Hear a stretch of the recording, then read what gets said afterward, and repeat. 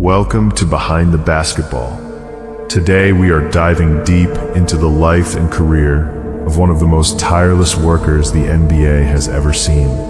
When you think of off-ball movement, mid-range precision, and a legendary conditioning program that left defenders gasping for air, one name comes to mind: Richard "Rip" Hamilton. From the steel mills of Coatesville to the championship podium in Detroit, Rip's journey is a masterclass in persistence, tradition, and the art of the 15-foot jumper. He didn't just play the game, he ran it, literally. Section 1. Birth. Richard Clay Hamilton was born on February 14, 1978, in Coatesville, Pennsylvania. To understand a man who would become Rip, you have to understand the place that forged him. Coatesville in the late 1970s was a rugged, blue-collar town centered around the Lucan Steel Company. It was a place where work ethic wasn't a choice, it was the local currency. Richard was born into a family that valued athleticism and discipline above all else. His father, Richard Sr., was a dedicated worker and a man who understood the grit required to make it out of a small town. His mother, Skit Hamilton, was an exceptional athlete in her own right, a track star whose influence would later become the secret weapon of Richard's NBA career. Growing up in Coatesville, Richard was surrounded by a community that breathed sports. The town was small enough that everyone knew the kids who had the spark, and Richard had it from day one. He was born on Valentine's Day, but his early years weren't about romance. They were about the rhythm of the neighborhood. The nickname Rip actually predates his basketball fame. It started as a family nickname when he was just a baby. He had a habit of ripping his diapers off, and the name stuck.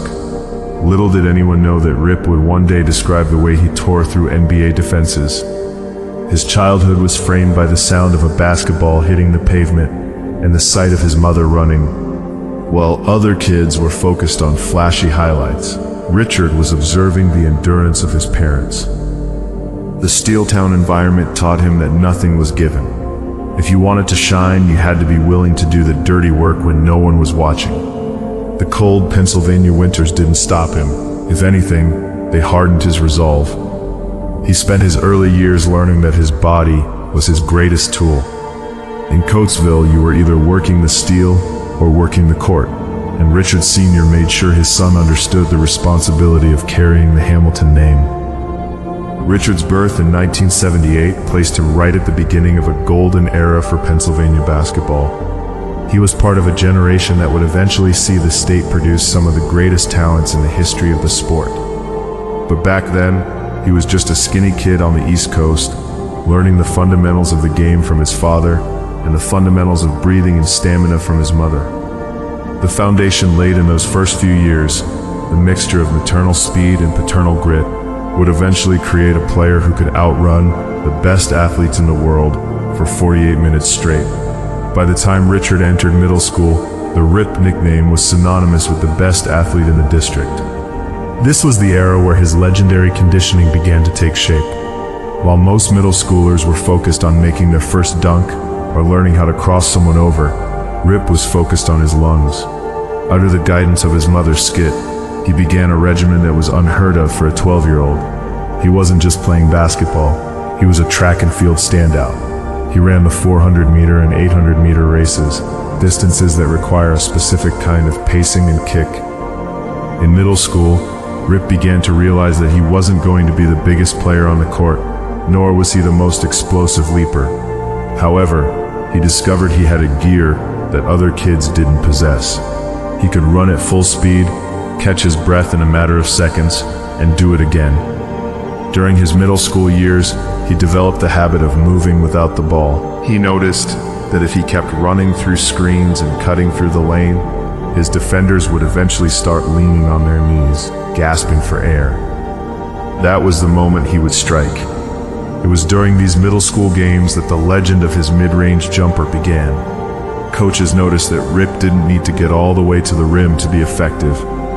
He would come off a staggered screen, stop on a dime while his defender was still moving, and rise up for a pure, high-arcing shot. This wasn't just talent, it was a physical advantage born from his track background. He was learning how to control his heart rate, When the game reached the fourth quarter and the other kids were tired, Rip looked like he was just starting his warm-up. His middle school years were also defined by his competitive nature. Coatesville was a tough environment, and the playground games were often more physical than the organized ones. He learned how to handle contact and how to use his lean frame to slide through gaps. He wasn't interested in being a street ball legend. He wanted to be a technician. He spent hours practicing the same footwork over and over.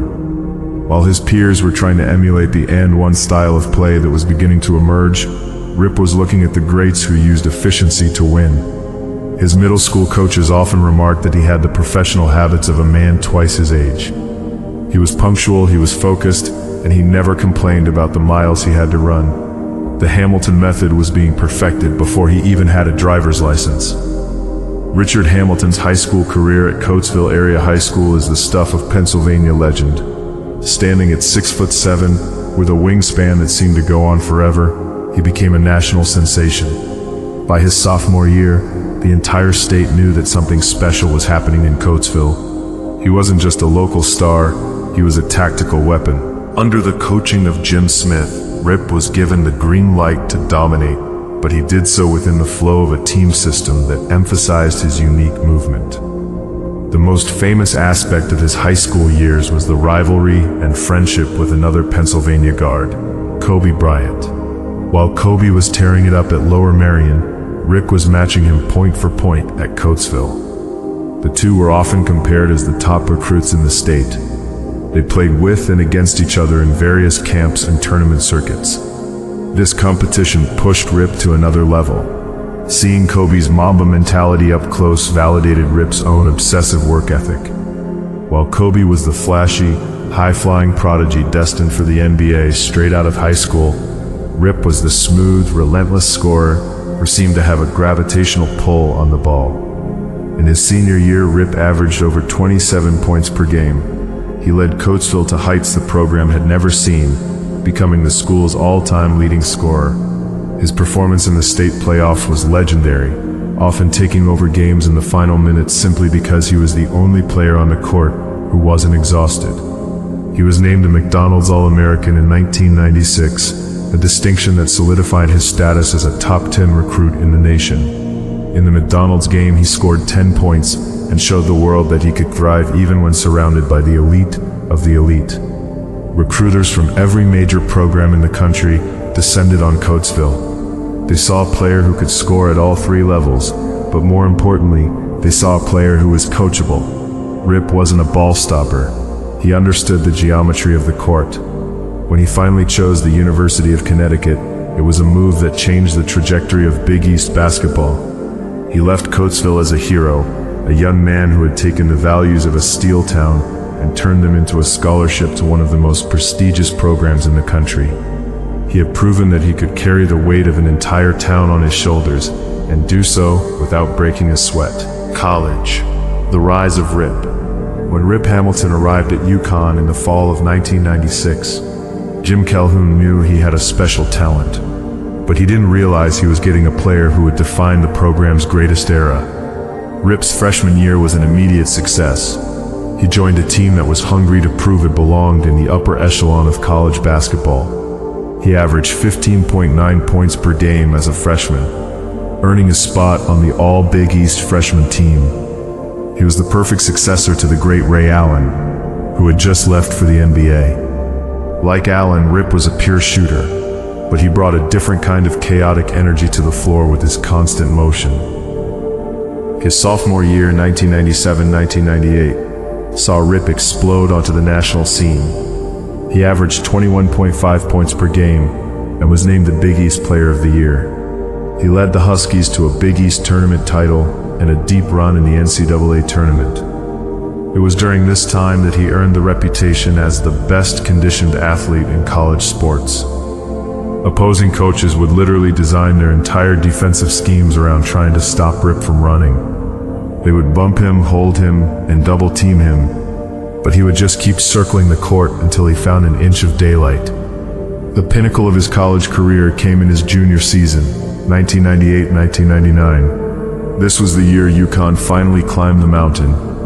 Rip was again the Big East Player of the Year, averaging 21.5 points for the second straight season. The Huskies entered the NCAA tournament as a force, but the world expected the Duke Blue Devils, a team many considered one of the greatest in college history, to walk away with the title.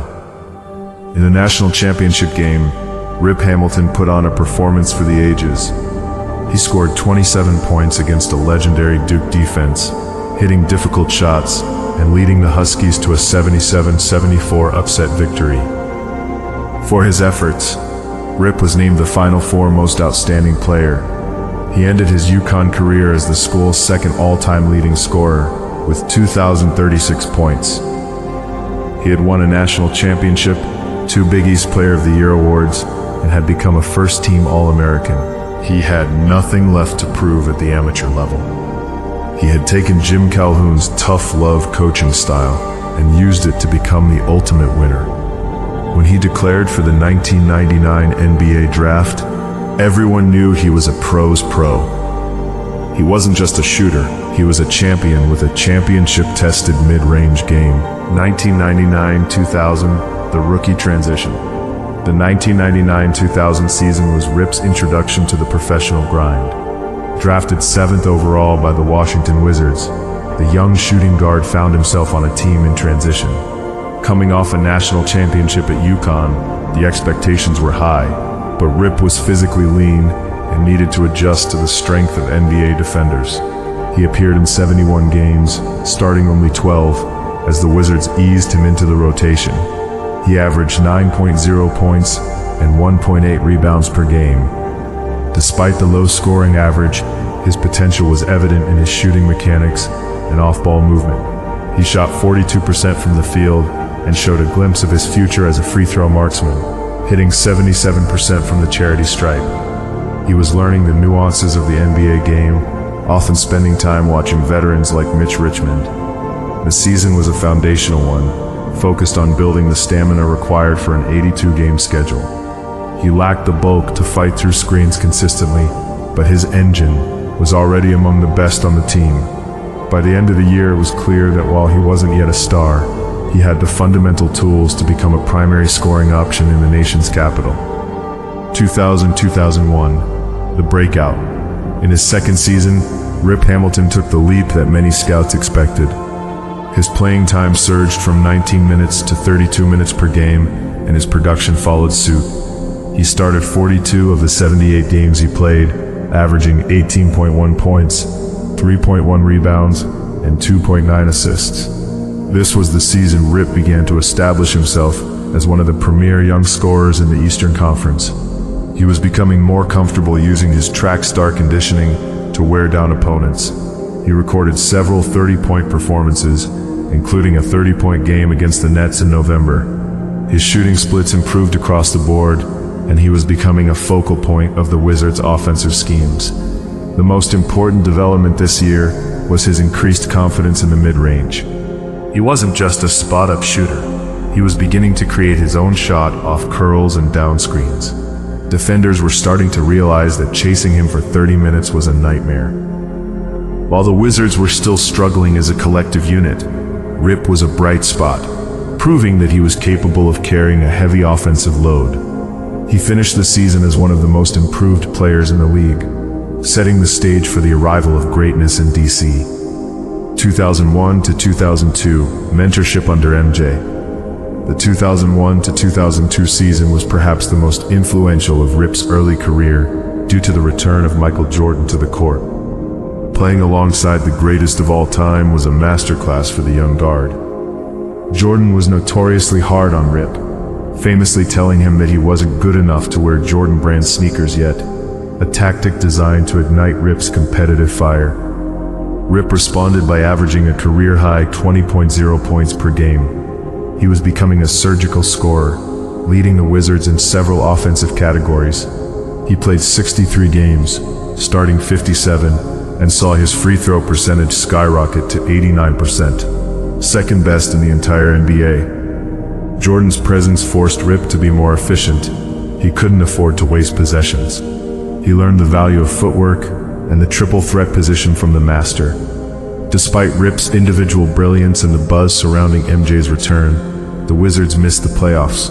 However, Rip had proven he could thrive under the ultimate spotlight and pressure. This would be his final year in Washington, as the front office made a controversial decision that would ultimately change NBA history and send Rip to the place where he would become a legend. 2002 to 2003, a new identity in Detroit. In the 2002 offseason, Rip was traded to the Detroit Pistons for Jerry Stackhouse. While Washington felt they needed a more established star, Detroit saw the perfect piece for their going-to-work puzzle. Rip fit in immediately. In his first season with the Pistons, he started all 82 games, a testament to his incredible durability. He led the team in scoring with 19.7 points per game and added 3.9 rebounds and 2.5 assists. Under coach Rick Carlisle, the Pistons won 50 games and secured the top seed in the East. Rip was the engine of the offense, allowing the Pistons to play a grinded-out defensive style while knowing they had a reliable scorer who could get a bucket late in the shot clock. He led the team to the Eastern Conference Finals for the first time in over a decade. In the playoffs, he averaged 22.5 points, proving that his game translated perfectly to the more physical, slower pace of the postseason. He developed an instant chemistry with point guard Chauncey Billups, forming one of the most balanced backcourts in the league. The trade was already looking like a massive win for Joe Dumars and the Detroit front office. 2003 to 2004, the year of the mask and the title. This is the season that immortalized Richard Hamilton.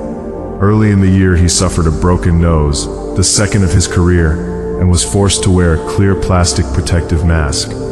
He quickly realized the mask gave him a sense of security and focus, and he decided to make it a permanent part of his uniform. He averaged 17.6 points per game during the regular season, but his true value was his leadership on a balanced Pistons roster that added Rasheed Wallace mid-season. The Pistons finished with 54 wins and marched through the playoffs. In the 2004 NBA Finals, they faced the super team Los Angeles Lakers, featuring Shaq, Kobe, Gary Payton, and Karl Malone. Rip was the leading scorer for the series, averaging 21.4 points, 5.2 rebounds, and 4.0 assists. He wore out Kobe Bryant, forcing the Lakers star to chase him through endless screens. Detroit won the series in 5 games, and Rip finally became an NBA champion. His performance in the clinching Game 5, where he scored 21 points, solidified his status as a big game performer. The image of Rip in the mask, holding the Larry O'Brien trophy, became an iconic symbol of the Detroit going-to-work era. 2004 to 2005, defending the crown. As defending champions, the Pistons were the team to beat, and Rip continued to be their offensive heartbeat. He led the team in scoring for the 3rd consecutive year, averaging 18.7 points per game. This season featured one of the most bizarre and impressive stats in NBA history. On January 6, 2005, against the Grizzlies, Rip led the team in scoring with 14 points, despite going 0 for 10 from the field. He hit 14 of 14 free throws, proving his value even when his shot wasn't falling. The Pistons won 54 games again and returned to the NBA Finals for a rematch of sorts against the San Antonio Spurs. It was a grueling, defensive-minded 7-game series. Rip averaged 16.7 points during the finals, but the Pistons ultimately fell short in Game 7. Despite the loss, Rip's reputation as a tireless worker was at an all-time high. He played 76 games and was the primary focus of every opposing defensive game plan. He was no longer just a good player on a championship team. He was recognized as one of the most difficult covers in the league. His chemistry with Billups and the Wallace brothers was the gold standard for team-oriented basketball. 2005-2006, All-Star and 64 wins. The 2005-06 season saw the Pistons reach their regular season peak, winning a franchise record 64 games. Under new coach Flip Saunders, the offense became more fluid, which allowed Rip to have the most efficient season of his career. He averaged 20.1 points, 3.2 rebounds, and 3.4 assists. Most impressively, he led the entire NBA in three-point shooting percentage at 45.8%. though he only took about 1.5 per game, sticking mainly to his mid-range bread and butter. For his efforts, Rip was finally selected to his first NBA All-Star game. He was part of a historic Detroit contingent that saw 4 Pistons, Hamilton, Billups, Ben Wallace, and Rasheed Wallace named to the All-Star team. Rip's ability to catch and shoot was at an elite level, and he led the league in points off screens. In the playoffs, the Pistons reached their 4th consecutive Eastern Conference Finals but were upset by the Miami Heat. Rip averaged 20.4 points in the postseason, but the heavy minutes in the long regular season finally caught up with the team. Individually, Rip had reached the pinnacle of shooting efficiency, proving he could adapt his game to a faster-paced system. 2006-2007, the 51-point masterpiece. Rip followed up his All-Star debut with another stellar campaign in 2006-07. He averaged 19.8 points and 3.8 assists, earning his 2nd consecutive All-Star nod. The highlight of this season, and one of the greatest individual performances in Pistons history, occurred on December 27, 2006, against the New York Knicks at Madison Square Garden. Rip torched the Knicks for a career-high 51 points in a triple overtime game. He became the first opposing player to score 50 or more points at the Garden since Michael Jordan in 1997. What made the performance so Rip-like was that he did it within the flow of the game, mostly on mid-range jumpers and free throws. He shot 19 of 37 from the field and 12 of 12 from the line. The Pistons won 53 games and once again reached the Eastern Conference Finals, marking their 5th straight appearance. They eventually fell to LeBron James and the Cavaliers, but Rip's status as an elite shooting guard was unquestioned. He was the definition of consistency, playing 75 games and leading the team in scoring yet again. His endurance remained his greatest weapon, as he averaged nearly 37 minutes per game. 2007-2008, 6 straight ECFs. In 2007-2008, Rip earned his 3rd and final All-Star selection. He averaged 17.3 points and a career-high 4.2 assists per game. The Pistons remained a powerhouse in the East, winning 59 games. Rip's game had matured. He was more of a playmaker than ever before, using the gravity of his movement to open up passing lanes for teammates. He shot 48.4% from the field, one of the best marks of his career. The Pistons reached their 6th consecutive Eastern Conference Finals, an incredible feat of longevity for a core group. They faced the newly formed Big Three Boston Celtics in a classic battle. Rip averaged 19.0 points in the playoffs, including a 20-point performance in Game 6 of the ECF, but Detroit was eliminated in 6 games. This season marked the end of the going-to-work era's dominance. Rip had spent 6 years in Detroit and had reached the conference finals in every single one of them. He was now 30 years old, but his conditioning hadn't wavered, and he remained one of the most respected veterans in the league. 2008-2009, the end of an era. The 2008-2009 season was one of major change for Detroit. Early in the year, the team traded Rip's backcourt partner and close friend Chauncey Billups for Allen Iverson. The move disrupted the team's chemistry and forced Rip into a new role. For a significant portion of the season, Rip was moved to the bench to accommodate Iverson, a decision that he handled with professional grace, despite the frustration. Even in a 6-man role, he remained productive, averaging 18.3 points and 4.4 assists. On February 7, 2009, he set a Pistons franchise record for points scored by a reserve, dropping 38 against the Milwaukee Bucks. He eventually returned to the starting lineup, but the Pistons struggled, finishing with a 39-43 record and a first-round playoff exit. Despite the turmoil, Rip's individual numbers were strong, and he shot 45% from the field. It was the first time in his Detroit tenure that the team wasn't a championship contender, and the transition was difficult. Rip remained the consummate professional, but the going-to-work identity was fading fast.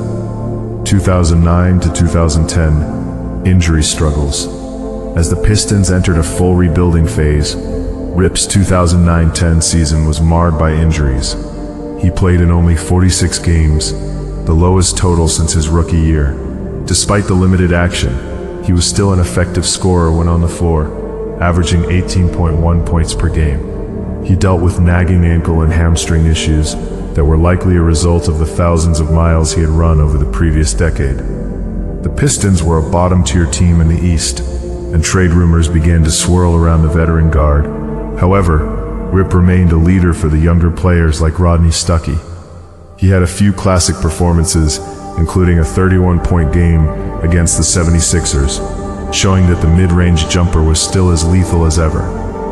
This season was a test of patience for Rip. After years of deep playoffs runs, he was now playing for a team with no postseason aspirations. He continued to wear the mask and play with his trademark energy, but the wear and tear of his high-mileage style was starting to show. 2010 to 2011, farewell to Detroit. Rip's final season in Detroit was difficult and filled with internal conflict. He played 55 games, starting 39, and saw his minutes drop to 27 per game. He averaged 14.1 points, his lowest scoring output since his first year in Washington. There was visible friction between Rip and head coach John Kuester, leading to several games where Rip was a DNP coach's decision. This was a sad turn of events for a franchise legend who had given so much to the city. Despite the drama, Rip still had flashes of brilliance, including a 35-point outburst against the Nuggets. In December 2011, the Pistons and Hamilton finally agreed on a buyout, ending his 9-season run in Detroit. He left as the franchise's 6th all-time leading scorer and one of its most beloved icons. His departure marked the official end of the greatest era in Pistons history since the Bad Boys. While the end was messy, his legacy in the city was secure. He was the man who ran Detroit to a title. 2011 to 2012, joining the Bulls. After his buyout from Detroit, Rip signed a 3-year contract with the Chicago Bulls. The Bulls were the top seed in the East and led by reigning MVP Derrick Rose. They needed a veteran shooting guard who could provide spacing and championship DNA, and Rip was the perfect fit. In the lockout-shortened 2011-12 season, Rip played in 28 games, averaging 11.6 points and 3.0 assists. He spent much of the season dealing with shoulder and foot injuries, which limited his impact. However, when he was healthy, the Bulls' offense looked significantly better. He provided a secondary scoring option that relieved pressure on Rose. The season ended in tragedy for Chicago when Rose suffered a torn ACL in the first round of the playoffs. Rip played well in the postseason, averaging 13.0 points, but without Rose, the Bulls were eliminated by the 76ers. For Rip, the season was a validation that he could still contribute to a winning culture, even if his body was starting to fail him. He was a favorite in the locker room and provided a stabilizing presence for a young, hungry roster. 2012 to 2013, the final chapter. The 2012 to 13 season would be the final year of Richard Hamilton's illustrious NBA career.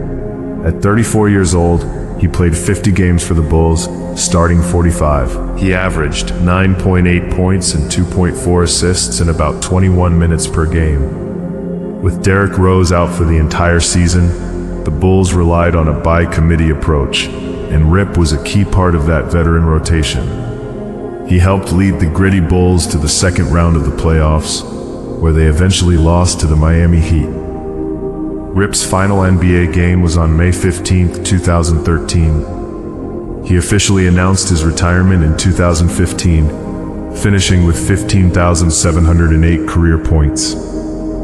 He left the game as one of only a handful of players to win both an NCAA title and an NBA title as a primary scoring option. His career was a testament to the fact that, while athleticism fades, skill and conditioning can carry a player to the highest peaks of the sport. He hung up his mask, having earned the respect of every peer he ever shared the court with. Section 6. Post-NBA. After retiring from the NBA, Richard Hamilton did not simply fade away. He remained a prominent figure in the basketball world, transitioning into a successful career in media and business. One of the most significant honors of his life came on February 26, 2017, when the Detroit Pistons retired his number 32 jersey. Standing at center court at the Palace of Auburn Hills, surrounded by his 2004 championship teammates, Rip was immortalized. It was a testament to his role as the engine of that legendary squad.